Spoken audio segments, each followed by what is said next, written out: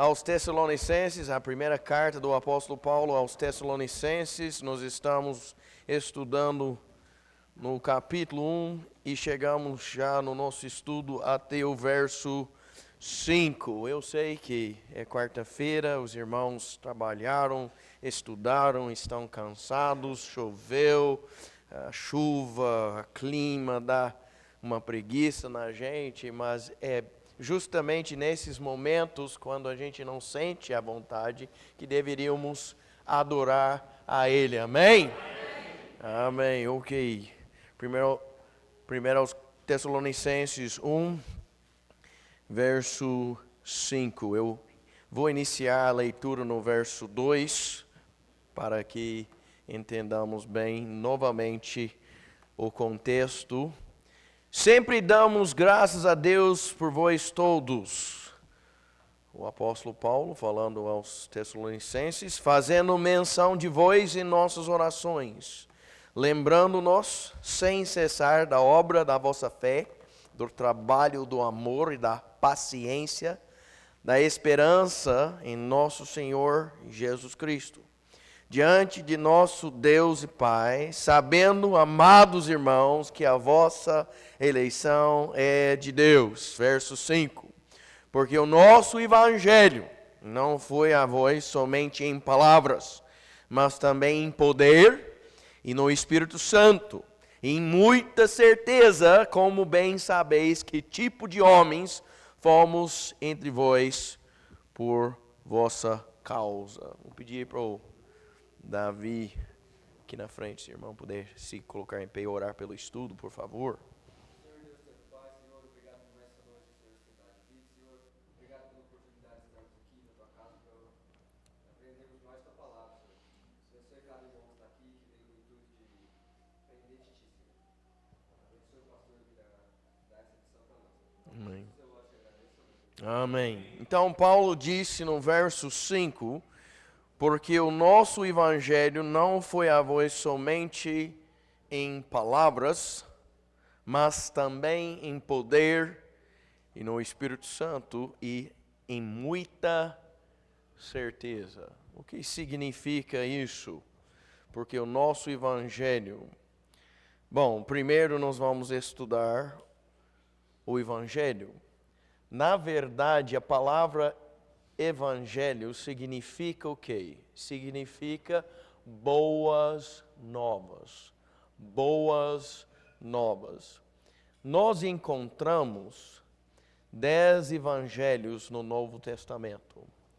10 mensagens que servem como boas novas. Inicialmente, nós encontramos 4 evangelhos, ou seja, mensagens de boas novas que narram para nós a vida de nosso Salvador, o Senhor Jesus Cristo. Temos, no começo do Novo Testamento, o livro de Mateus. Mateus apresenta Jesus Cristo como Rei dos judeus, focando nesse fato dele, assim, ter vindo e assim pregando inicialmente ao seu povo e apresentando a eles o reino físico, o reino do céu, quando o céu descerá e reinará aqui sobre a terra, tá? Em seguida, nós encontramos Marcos. Marcos apresenta Jesus como um servo. Não sei se você já reparou, mas no Evangelho de Marcos não consta nenhuma genealogia, porque um servo, ninguém se importa com a genealogia de um servo. Então ele, o príncipe do céu, ele veio como servo, amém? Servo, Marcos é servo. Lucas, assim apresenta o Senhor Jesus como filho do homem, destacando a humanidade dele. 100% homem e também 100% Deus. Por isso, em seguida, nós lemos sobre a vida de Cristo no Evangelho segundo João. E no caso, João de Zebedeu apresenta Jesus pela inspiração do Espírito Santo como Filho de Deus. Tá? Bom, o quinto evangelho seria qual? seria o evangelho do reino, o evangelho que Jesus veio pregando inicialmente e pregando somente para Israel. Lembrando disso, irmãos, voltando agora, pegando sua Bíblia, virando as páginas até voltar até Mateus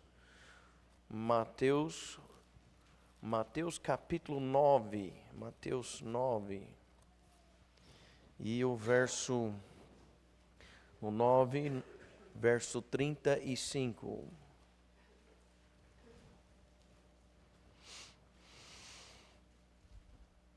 Mateus 9, 35. E Jesus foi por todas as cidades e aldeias, ensinando nas sinagogas, pregando o evangelho do reino, e curando todas as enfermidades e todas as doenças entre o povo. Essa pregação do evangelho do reino também foi acompanhado pelos sinais, prodígios. Isso porque em 1 Coríntios 1, nós lemos que os judeus requerem sinal. A nação começou com sinais. Como ou seja, por que os judeus acreditavam em Moisés? Inicialmente eles não acreditavam. E Jesus deu o que? Deus deu o que para Moisés? Jeová deu para ele sinais. Põe a mão na manta, tira, leprosa, volta, tira, é sã, curou. Joga o cajado no chão, vira serpente. Agora pega ele, volta a ser cajado, pega água, derrama no chão aí, perante os anciãos, vira sangue. Precisava chegar eles com sinais, porque o judeu, ele requer sinal. Jesus veio fazendo sinais, e pelos sinais ele comprovou que ele realmente era quem? E é quem? O Filho de Deus. Só que, infelizmente, a nação não o aceitou como o Messias deles. Ele veio apresentando o Evangelho do reino, um reino físico, aquele reino prometido a quem? Aquele reino prometido lá atrás para Abraão, em questão de uma terra física, uma terra que nos dias de hoje, sim, a nação está ali, mas a nação não está possuindo a terra completa, por completa, a terra inteirinha que Deus prometeu para a nação. Mas, eventualmente, vai possuí-la. E aí Jesus veio apresentando esse reino prometido a Davi. Jesus, na segunda carne, era filho de o trono em Jerusalém. Quem tem direito ao trono? Jesus Cristo. Ele veio apresentando, a nação não aceitou, rejeitou. Olha Mateus capítulo 10, eu não coloquei esse texto no slide, mas olha 10 verso 6. Jesus Cristo, ao enviar seus discípulos, ele disse o quê? Mateus 10, verso 6. Mas ide antes as ovelhas perdidas da casa de... Antes disso, ele, na ordem, deu uma proibição aos seus discípulos. Olha, verso 5. Não ireis pelo caminho dos gentios. A palavra de Deus diz em 2 Timóteo 2,15 que devemos fazer o quê? Dividir corretamente a palavra da verdade. Você tem que fazer as diferenças, ou seja, nós não fazemos. A própria palavra de Deus faz as divisões. Cabe a gente, pelo Espírito Santo, identificar essas divisões, essas diferenças entre o que aqui a nação de Israel e depois a igreja que se tornou possível pelo corpo de Cristo que foi sacrificado na cruz do Calvário. Então hoje o evangelho nosso já é outro. O nosso hoje é pela graça de Deus que a pessoa é salva, qualquer um sendo judeu ou gentil, e assim se torna membro do corpo de Cristo, membro da família de Deus, e seu destino já se torna fixo por causa do sacrifício vicário do Senhor Jesus Cristo. Amém? Então, note essa diferença aqui, o evangelho do reino era as boas novas que Jesus já, ou seja, que ele veio pregando e apresentando esse reino para o seu povo Israel. Tá? O sexto, no caso, e eu não vou demorar muito na definição de cada um, mas o sexto é o evangelho que Paulo pregou, que foi revelado especificamente, em especial, não especificamente, mas em especial para ele. Os outros apóstolos também entenderam esse evangelho, só que as revelações especiais quanto ao evangelho foi revelado a ele. Olha, Atos 20 e 24, é o evangelho da graça de Deus.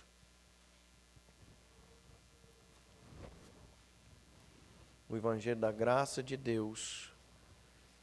Evangelho da graça de Deus. Atos 20 e 24.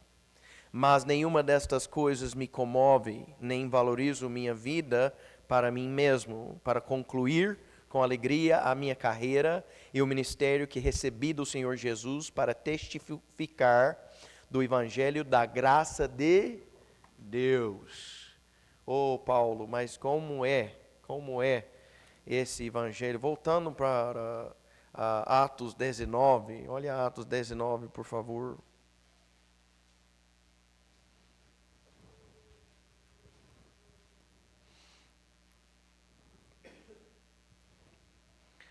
Atos 19. Atos 19.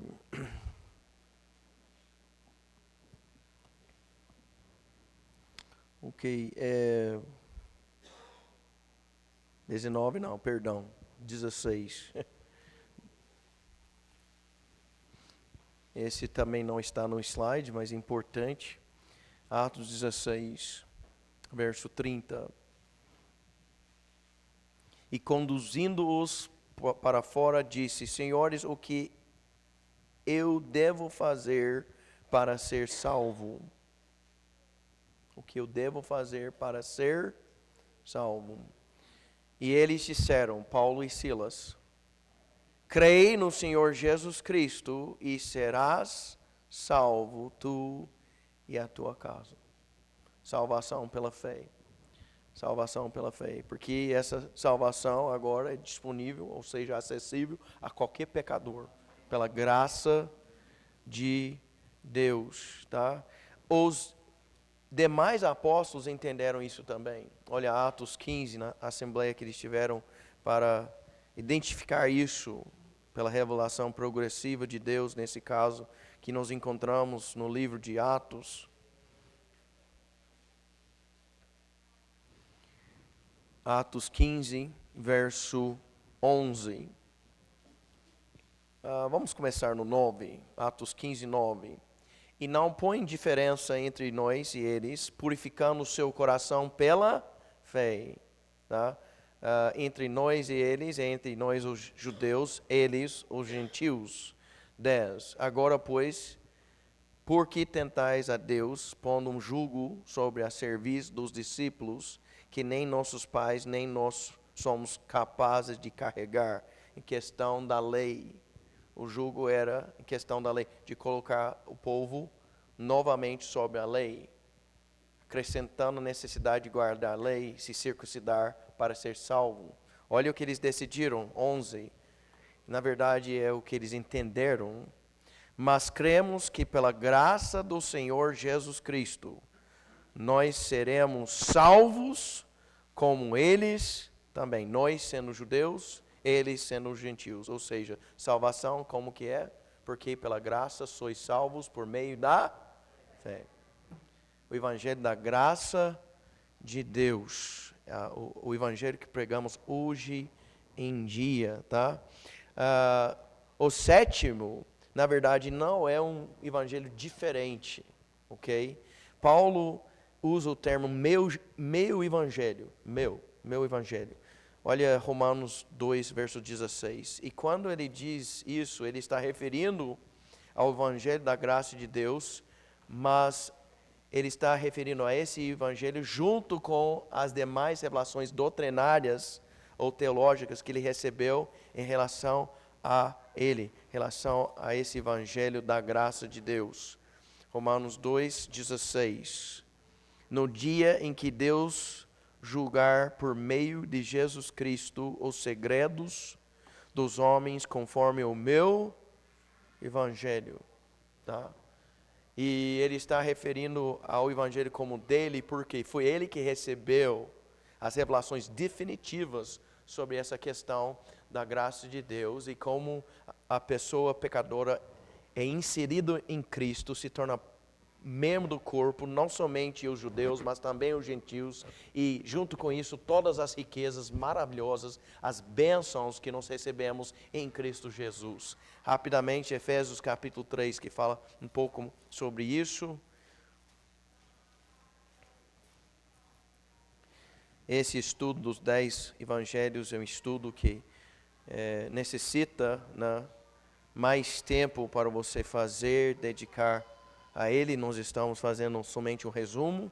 Efésios 3, olha, por favor, começando no verso 2, se é que tens ouvido a dispensação da graça de Deus que me é dada para convosco, como pela revelação ele fez-me saber este mistério, como vos escrevi antes em poucas palavras, pelo que, quando ledes, podeis entender o meu conhecimento do mistério de Cristo, o qual, noutras épocas, não foi manifestado aos filhos dos homens, como agora tem sido revelado aos seus santos apóstolos e profetas pelo Espírito, a saber que os gentios são co-herdeiros e de um mesmo corpo e participantes da sua promessa em Cristo pelo Evangelho, do qual fui feito ministro, segundo o dom da graça de Deus, dado a mim pela operação do seu poder. A mim, que sou menos que o mínimo de todos os santos, me foi dada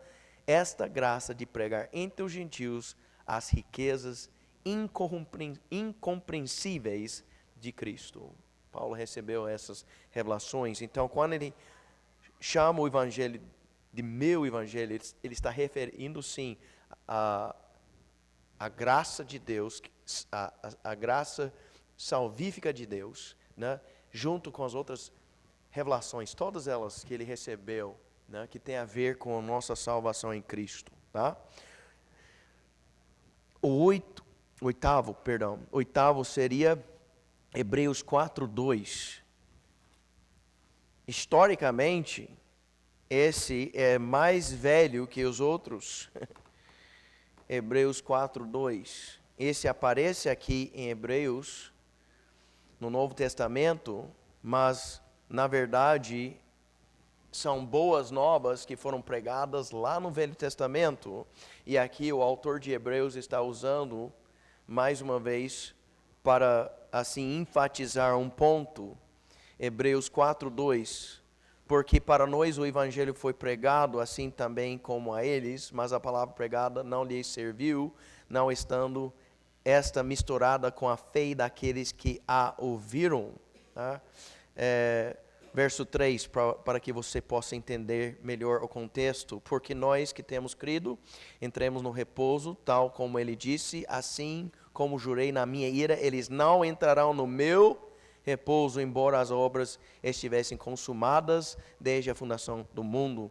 Essa questão dessa citação constar aqui, assim como jurei na minha ira, eles não entrarão no meu repouso, Deus está referindo, Paulo está citando Deus que referiu a quem? Aquela geração, a primeira geração de judeus que saiu de onde? Saiu do Egito, chegou à beira da terra prometida, prestes para entrar, e rejeitou entrar por incredulidade.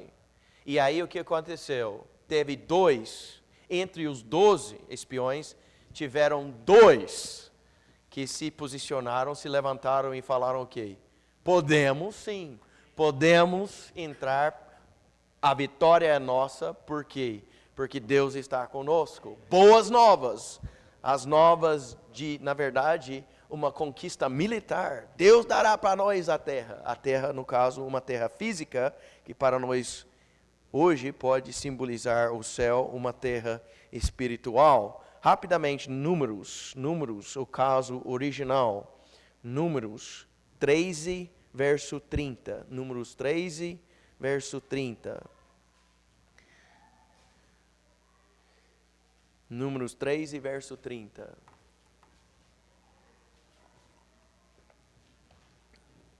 E Caleb fez com que o povo se calasse diante de Moisés e disse: subamos imediatamente e possuamos a terra, porque somos capazes de conquistá-la. Isso aí é o quê? Um evangelho. Boas novas. Ele encorajou o povo que fosse, que entrasse, que tomasse posse da terra. Só que por questão de incredulidade eles não fizeram isso. Deus jurou que nenhum deles ia entrar e eles não entraram. Somente Caleb e Caleb e Josué entraram. Moisés, nem ele foi permitido devido ao pecado dele. Olha Números 14, verso 6. Josué, filho de Num, e Caleb, filho de Jefoné, que eram alguns dos que haviam examinado a terra, rasgaram as suas vestes e falaram a toda a congregação dos filhos de Israel e disseram: a terra pela qual passamos para examinar é uma terra muito boa. Se o Senhor se agradar de nós, então nos levará a esta terra e nos lá dará uma terra que mana leite e mel. Somente não vos rebeleis contra o Senhor e não temais o povo da terra, porque eles são pão para nós. A sua defesa se retirou deles e o Senhor está conosco, não os temais. Esse é o evangelho a qual o Espírito Santo refere em Hebreus 4:2, tá? E na nossa lista consta aqui como oitavo. O nono, no caso, seria o evangelho que Jesus Cristo pregou aos santos do Velho Testamento no paraíso. Como eu disse, o estudo ele precisa, na verdade, de mais atenção. Nós estamos fazendo um resumo, passando por cima, mas vamos lá. 1 Pedro 4:6. O que muitos não entendem é que quando Cristo morreu na cruz, sim, o corpo dele foi sepultado, mas a alma dele foi para onde? Segundo a palavra de Deus, as partes mais baixas da terra. O próprio inferno, segundo Atos capítulo 2. Tá? O Velho Testamento, isso é o Sheol. Tá? O Novo Testamento, isso já é o outro lugar, Gehenna. Mas não somente Gehenna. Gehenna refere ao lugar dos condenados. Né? Mas no Sheol, o lugar dos mortos, durante o tempo do Velho Testamento, antes da cruz, teve dois lugares: o inferno e o quê? O paraíso. Ou seja, Lucas 16 identifica como o seio de Abraão, e tendo um grande abismo entre os dois, espaço que nenhum homem conseguiu atravessar. Tá? Então, Jesus foi ao inferno, Atos capítulo 2, ele deixou nossos pecados lá, graças a Deus. Porque o sacrifício que Cristo fez na cruz foi por completo, viu? Ele não deixou de fazer nada. Então passou pelo inferno, deixou os pecados lá. E a Bíblia fala também que ele foi até o paraíso. E lá no paraíso ele fez o quê? Ele levou cativo o cativeiro. Quem estava em cativeiro? Os santos do Velho Testamento, que sem o sangue de Cristo não conseguiram entrar no céu. E quando Jesus chegou lá, agora você vai ter que usar sua imaginação, porque a Bíblia não narra todos os detalhes para nós. Quando chegar lá no céu, vou perguntar para o Senhor: ô Senhor, por favor, toque para nós aquela gravação daquele evento lá, quando o Senhor depois sair do inferno, atravessar o abismo, entrar lá no paraíso. Imagina o cena, irmãos. Santos lá, de séculos, né, congregados lá, aguardando quem? O Messias. E de repente ele aparece. Amém. E ele prega o quê? Sabe, os seus pecados podiam ser perdoados no Velho Testamento, mas não podiam ser retirados. O Cordeiro de Deus se sacrificou. E agora, além de perdão, receba a justificação. Houve uma festa lá no paraíso. Amém? Eu me arrepio só em pensar como que foi, com certeza. Então, 1 Pedro 4, verso 6. Porque por esta causa o evangelho foi pregado também a eles que estão mortos, para que fossem julgados segundo os homens da carne, mas vivessem segundo Deus no Espírito. O estudo é maravilhoso, é mais amplo, vamos parar ali por enquanto. Vamos para o último que encontramos na palavra de Deus, que está em Apocalipse 14, 6 a 7. É um evangelho boas novas pregado aos gentios. E olha como que é bastante interessante essa questão. Tem um anjo pregando ele, então não poderia ser o evangelho da graça de Deus. Um anjo durante a tribulação vem pregando o que a Bíblia chama de o evangelho eterno. Verso 6, Apocalipse 14, 6. E eu vi outro anjo voar pelo meio do céu, tendo o evangelho eterno, para que pregar aos habitantes da terra, e a cada nação, e tribo, e língua, e povo, dizendo em alta voz: temei a Deus, e dai-lhe glória, porque é chegada a hora do seu juízo, segundo o advento, quando o Senhor Jesus voltará, e adorai aquele que fez o céu, a terra, o mar, e as fontes das águas. Por que esse evangelho será necessário nesse tempo da tribulação?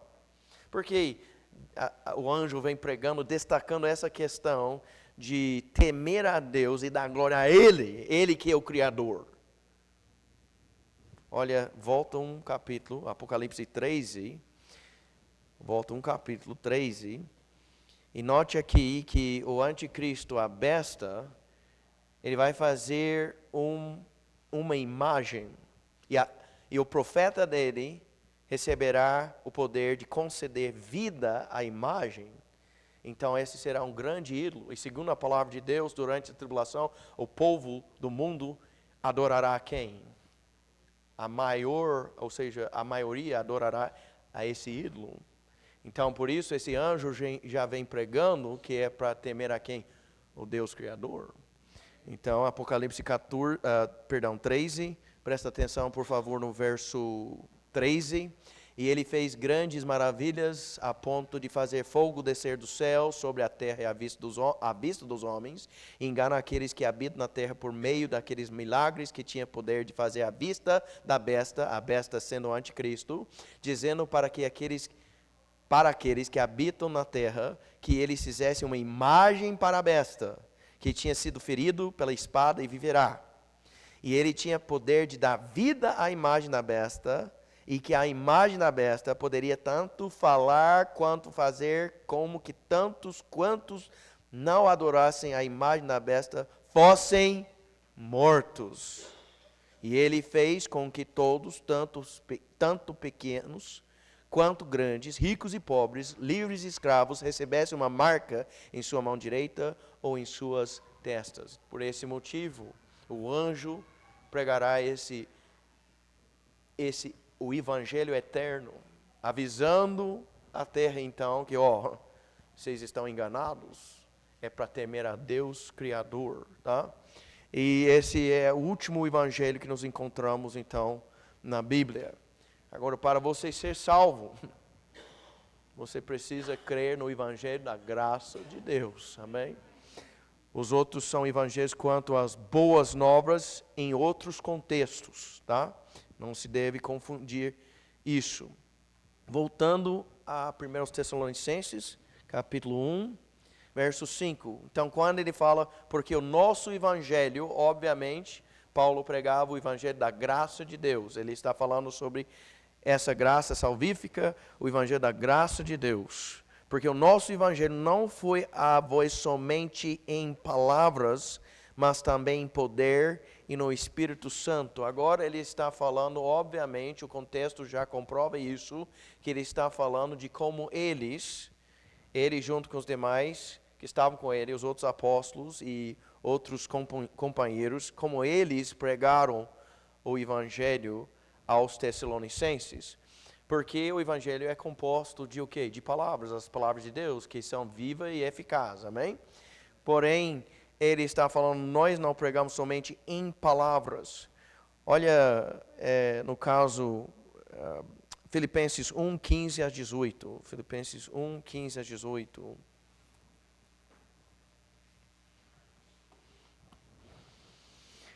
Há como eu chegar e simplesmente pregar o evangelho, mas não de coração, e pregar sem ser comovido no Espírito Santo, segundo a vontade de Deus. Filipenses 1, verso 15, e alguns de fato até pregam a Cristo por inveja e contenda, e outros também de boa vontade. Olha como que é a carne da pessoa.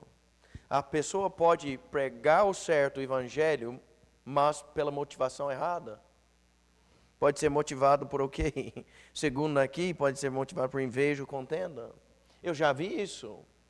Eu já vi igrejas lá na minha pátria, igrejas batistas, lá tem muitas. Eu sou sulista do sul, lá tem muitas. Já vi igrejas tratando a questão do evangelho e ganhar almas como se fosse uma concorrência, né? Qual igreja pode ter mais gente? Aí como se fosse a gente ganhando almas e trazendo para a igreja, a gente está vencendo, somos melhores que vocês porque nós temos uma quantidade maior que vocês. Isso está totalmente errado. A motivação está errada. É inveja e o quê? Contenda. Mas a carne, ela é péssima, gente. Então, e outros também de boa vontade. Uns pregam a Cristo por contenda, ele volta a falar isso, não sinceramente, julgando acrescentar aflição às minhas prisões. Né? Paulo, sendo prisioneiro, e outros não gostando dele por um motivo ou outro, né? Foram ganhando almas, falando, olha o que a gente está fazendo livre, ele lá, um prisioneiro. Como se pode falar que ele está seguindo a Deus? Tem isso. Tem pessoas que não gostam de você, são pessoas salvas e tratam outro salvo de forma errada. Por quê? Por motivo carnal. São carnais. A igreja dos Coríntios teve muito esse problema. Né? Um gostava de Paulo, outro Apolo. Eles estavam olhando somente como homens. Amém? Eu não sou ninguém, pastor Rafael não é ninguém, os outros pastores não somos ninguém. Somos simplesmente servos, querendo ser usados por Deus. Ou seja, pelo menos essa deveria ser a motivação nossa, amém? Ok? Verso 17, mas outros por amor, motivação correta, sabendo que foi posto para a defesa do evangelho, mas que importa? No obstante, de todo modo, seja na pretensão, seja na verdade, Cristo seja pregado, e nisto me regozijo, sim, e me regozijarei. Paulo falou, na verdade, eu louvo a Deus que eles estão pregando o evangelho. Amém? Mesmo se eles não estão fazendo com a motivação errada, às vezes estão querendo se exaltar pela quantidade de gente que está ganhando, né? E de certa forma, através disso, me humilhar que eu estou preso aqui, algo assim, né? Ele falou, eu fico contente que o evangelho está sendo pregado. E graças a Deus quando o evangelho está pregado, amém, irmãos? Precisamos, a pessoa não tem que gostar de mim para estar em comunhão com Deus. Pode ser que ela está com problema na carne, ou é algo que ela tem que resolver com ele. Mas eu não sou o mais importante, amém? Paulo deixou isso bem claro. Ele não é o mais importante, amém? E os discípulos tiveram esse problema, né? Quando eles viram outros batizando no nome de Jesus e falou, para a gente ir lá e proibi-los. Ele falou, não, que isso? Se eles não estão contra nós, eles estão a favor de nós, estão conosco, amém? Então, essa é a atitude correta. Então, uma pessoa, voltando a 1 Tessalonicenses 1, ela pode simplesmente pregar o evangelho assim, em palavras, sem a motivação correta, sem sentir a compaixão de Deus, sem ser realmente direcionado pelo Espírito Santo, em plena comunhão com Ele. Porque quando a Bíblia fala, mas também em poder e no Espírito Santo, Paulo estava falando o quê? No Espírito Santo. Se você é salvo, você já está em Cristo. O Espírito Santo está dentro de você, tá? Rapidamente, Romanos 8. Romanos 8.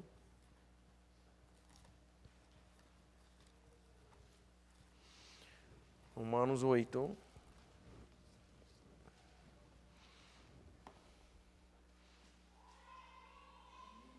Romanos 8, verso 8.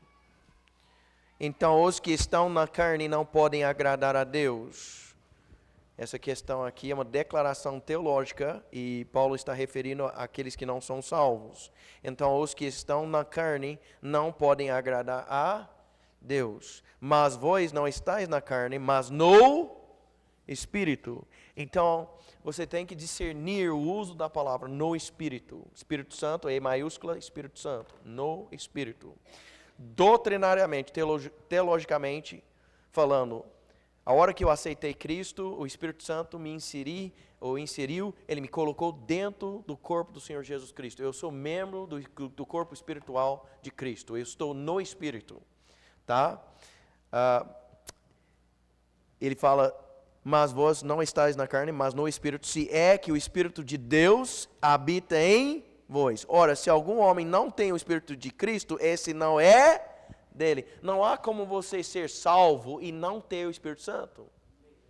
Se você é salvo, você tem o Espírito Santo.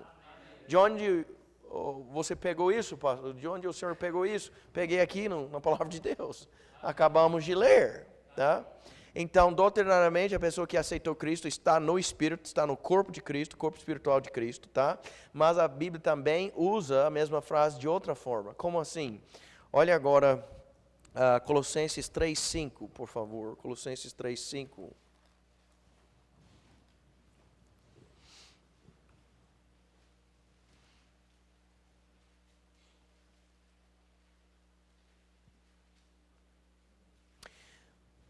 Colossenses 3:5. Quanto à minha vida física, tá? Aqui sobre a terra, o que eu devo fazer? Colossenses 3:5. Mortificai, portanto, os vossos membros que estão sobre a terra. Então, espiritualmente eu estou em Cristo. Fisicamente eu estou onde? Aqui. Eu estou sobre a terra. Espiritualmente, na minha prática diária, eu devo procurar fazer o quê? Mortificar os membros da minha carne. Como assim? Ele explica a fornicação, a impureza, a afeição desordenada, a vil concupiscência e a avareza, que é idolatria. Eu tenho que considerar os membros da minha carne como mortas. Por quê? Porque já morri espiritualmente com Cristo. Ou seja, aquilo que é a realidade doutrinária, teológica, deveria ser praticada. É isso. Amém. Agora olha Gálatas capítulo 5. Gálatas 5.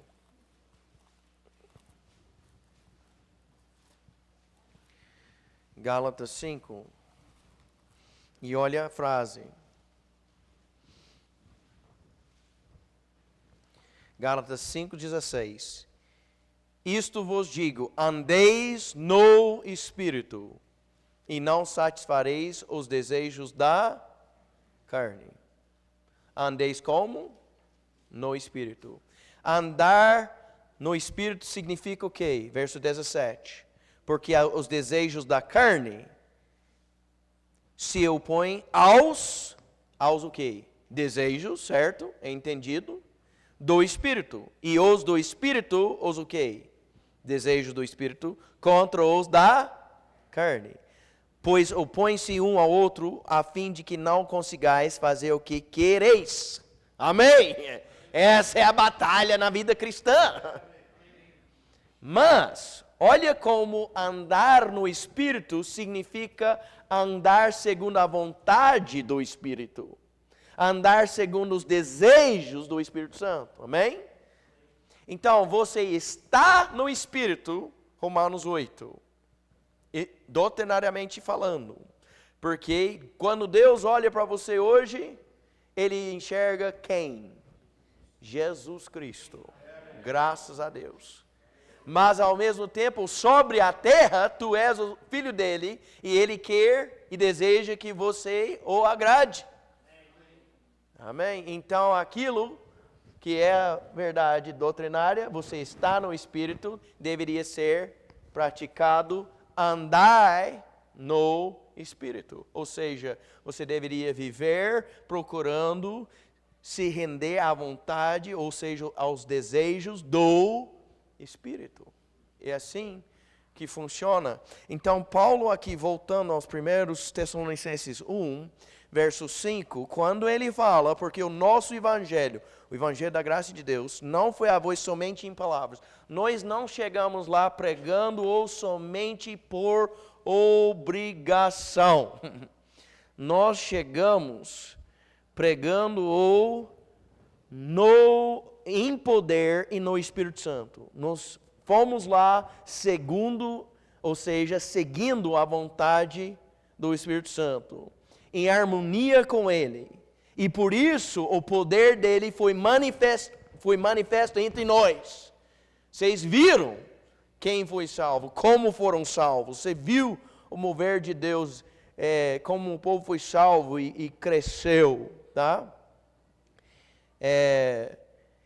E ele fala também, e em muita certeza. De onde vem então essa questão da certeza, da pessoa salva, o crente obter a certeza do Evangelho? Olha, 1 Tessalonicenses 2:13. 1 Tessalonicenses 2:13.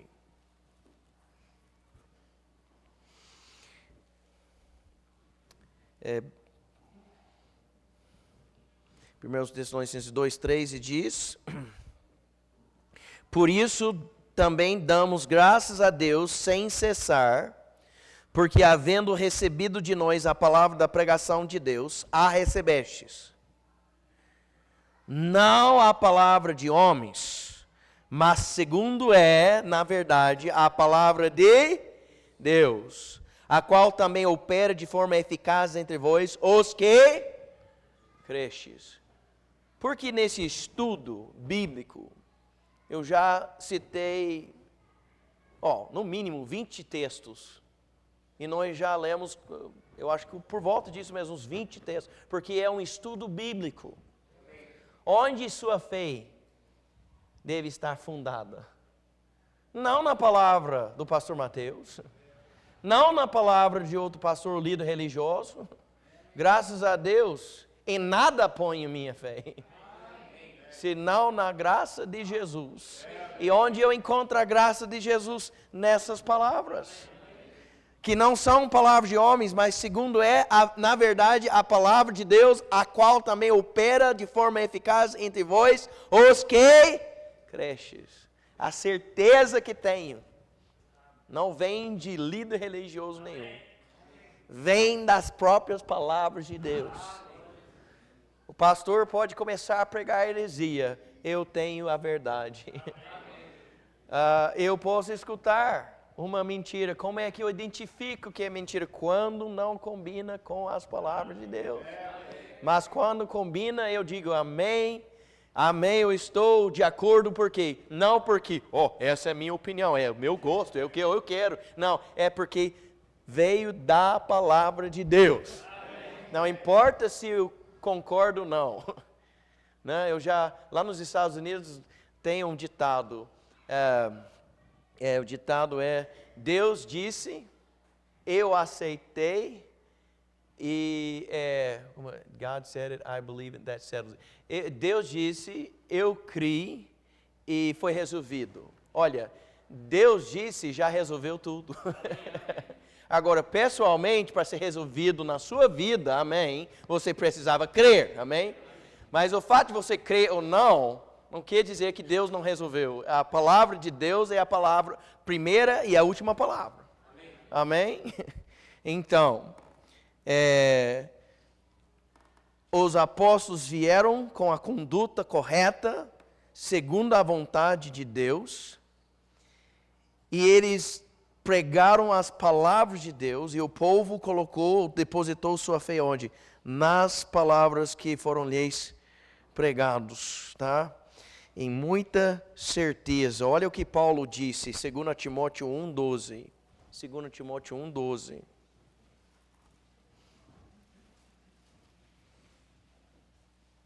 Nós cantamos um hino baseado nesse texto. Eu sei em quem tenho crido, eu estou bem certo que é poderoso. And I know whom I have believed, and am persuaded that he is able. Não importa a língua, é a verdade, amém?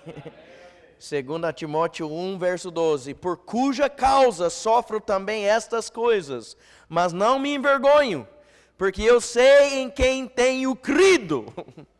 E eu estou convencido de que Ele é poderoso para guardar o que tenho confiado nele até aquele dia. Note que Paulo só se referiu a ele quando ele citou a fé dele, a convicção dele. Mas em questão da obra salvífica, em questão da obra da salvação, Paulo atribuiu tudo a quem? Ele atribuiu tudo a ele. Vamos ler de novo. Por cuja causa sofro também estas coisas, mas não me envergonho, porque eu sei em quem tenho crido. E estou convencido de que Ele é poderoso para guardar o que tenho confiado nele até aquele dia. Resolvido, tenho certeza, não por causa de algo que eu fiz, faço, farei, mas por causa dele. Por causa daquilo que ele fez, por causa daquilo que ele ainda está fazendo e por causa daquilo que ele prometeu fará. Amém? Amém. O prometeu que vai fazer. Ok, vamos lá, 1 Tessalonicenses 1, verso 5. Como bem sabeis que tipo de homens fomos entre vós por vossa causa, o seu testemunho é muito importante. Amém. Ele cita aqui o testemunho deles. Se você prega algo e não vive, quem vai acreditar? Quem vai crer? Se o pai não faz, perde moral com os filhos. Não pode falar assim, faço o que eu falo, não faço o que eu faço. Não faço o que faço, faço o que eu falo, faço o que eu mando. Não funciona assim. A conduta dos apóstolos combinou com a sua confissão, assim produzindo a conversão dos Tessalonicenses. Romanos 14, verso 7, por favor. Romanos 14, verso 7. Um texto muito importante. Romanos 14, 7. Porque nenhum de nós vive para si, e nenhum homem morre para si. Seu testemunho é muito importante. Em tudo o que se faz, você deve pensar, em primeiro lugar, o que agrada a Deus. Em segundo lugar, aquilo que eu estou fazendo, será que será que de alguma forma poderia atrapalhar o Evangelho de Cristo? Se você tiver dúvida, não faça. Melhor não fazer. Por quê? Romanos 14, verso 23. Mas aquele que tem dúvidas e é condenado se comer, porque ele não come por fé. Pois tudo que não provém de fé é pecado. A condenação aqui não é em questão da salvação. Essa condenação aqui vai ser em duas partes. Ele se condena, ele se sente a culpa e eventualmente Deus vai ter que corrigir o seu filho, tá? Então, se tiver dúvidas, melhor não comer, porque, no caso aqui é comida que estava sendo tratado, mas pode ser qualquer outro assunto, não faça. Seja um bom testemunho. Viva em boa consciência que você está sendo isso. Não porque você é melhor que os outros, amém? Mas para que os outros enxergam Jesus Cristo dentro de você. Jesus Cristo, que deveria ser exaltado na minha vida. 1 Tessalonicenses, então, 1, verso 6. E vós fostes feitos nossos seguidores e do Senhor. É interessante, vós fostes feitos nossos seguidores e do Senhor. O Senhor coloca em nossas vidas exemplos, cristãos maduros, cuja fé podemos seguir. E graças a Deus por isso. Mas a gente segue ao exemplo do homem ou da mulher, seguimos ao exemplo da pessoa, enquanto ela estiver seguindo a Cristo. Olhe para 1 Coríntios 11, por favor. 1 Coríntios 11. 1 Coríntios 11, verso 1. Sede meus seguidores, como também eu o sou de Cristo. Hebreus 13, final da Bíblia, mais para o final quer dizer, não o final, mas chegar no final. Hebreus capítulo 13 e o verso 7. O apóstolo Paulo, quem eu creio que escreveu pelo menos esse capítulo, Hebreus 3, verso 7, lembrai-vos daqueles que têm o domínio sobre vós, o pastor, não o domínio no sentido de dominar a fé, mas em questão da autoridade espiritual, que vos falaram a palavra de Deus, cuja fé deveis o quê? Seguir. Cuja fé deveis seguir, considerando a finalidade de suas admoestações. Enquanto o pastor está dentro da palavra de Deus, vivendo a palavra de Deus, então ele é um bom exemplo. Pode eu seguir, pode obedecer aquilo que ele está falando, mas não porque ele falou. Tem que estar dentro da palavra de Deus. Amém? E aí, o pastor sábio, ele sabe que ele é somente o quê? A boca. Ele é ferramenta. Deus tem que usar e também o que acontece, quem vai mudar a pessoa é o próprio Deus e o Espírito Santo. Amém? E graças a Deus que o Espírito Santo consegue nos convencer cada um do que a gente precisa mudar e fazer, enquanto a gente está olhando para um exemplo de homem de Deus na nossa vida. O pastor, então, ele tem uma responsabilidade muito grande quanto a isso. Não pode ser hipócrita. 1 Tessalonicenses 1,6, e vós fostes feitos nossos seguidores do Senhor, recebendo a palavra em muita aflição, com a alegria do Espírito Santo. Parece até uma contradição, né? Uma contradição de dizer que recebeu a palavra em muita aflição, mas com a alegria do Espírito Santo. Essa é a vida cristã. A pessoa pode sofrer, mesmo sofrimento, sentir o quê? Sentir muita alegria. Sentir muita paz. Recentemente eu vi o vídeo de um amigo que comentei, o senhor, 69 anos, pai de um amigo de infância, faleceu, foi para o céu, e eles estavam gravando o último dia da vida dele, alguns momentos, e foi impressionante ver a paz, ver a alegria do homem, a certeza do homem, sabendo que iria sair daqui para chegar lá na presença do Senhor Jesus Cristo. Amém? Então, por último, recebendo a palavra em muita aflição, com a alegria do Espírito Santo. 2 Timóteo 3:11, por favor. 2 Timóteo 3, verso 11. E nós vamos parar aqui, porque já esgotou o nosso tempo. 2 Timóteo 3:11. Perseguições e aflições tais quais me aconteceram em Antioquia, em Icônio e em Listra. Quantas perseguições sofri, mas o Senhor de todas me livrou.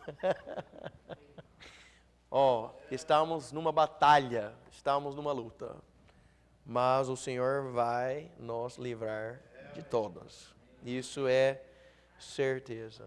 Amém? Mesmo quando é câncer. Esse homem que eu falei, ele faleceu de câncer com 69 anos, mas ele faleceu com a vitória. A Bíblia dele, que ele deixou, ele sempre marcou. E ele não era pastor, ele não era nem professor no ministério da Escola Bíblica Dominical. Ele era um homem fiel na igreja, um pai que criou filhos para Deus, serviu a Deus com a família. E no caso, quando ele faleceu, o filho dele, meu amigo, Jonathan, ele pegou a Bíblia dele e olhou lá, o pai dele sempre marcava a data que ele começou e terminou, ler a Bíblia inteira. Né? Toda vez, começou em tal data, terminou em tal data, mais uma vez. Ele notou lá que o pai dele leu a Bíblia inteira 63 vezes. Quase uma vez por cada ano da vida. Amém? Lembrando também que, com certeza, ele não aprendeu a ler até os mais ou menos 5 anos de idade. Amém? Então, que cada cristão poderia sair desse mundo tendo pelo menos essa contagem. Né?